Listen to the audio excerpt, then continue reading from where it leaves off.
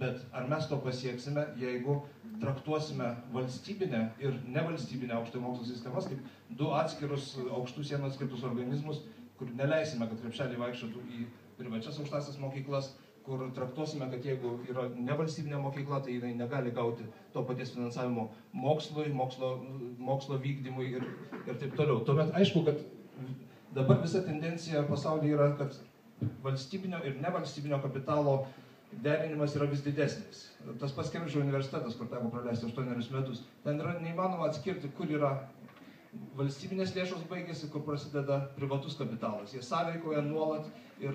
tik taip galima, kai tokie bendro veikimo modeliai veikia, tik taip galima sukurti tą tokį pritraukimą privataus verslo į universitetus. O jeigu mes, kaip čia egzistuojančios 3 partijos žada, panaikinsime tai, kas pasiekta reformos, būtent valstybės finansavimą nevalstybinėms aukštosioms mokykloms, jeigu dar aukštinsime tas sienas tarp tų sektorių, be abejo, manau, kad ilgainiui finansavimo dalis aukštajam mokslui turės kristi, nes valstybė tiesiog iš tiesų, kaip sako,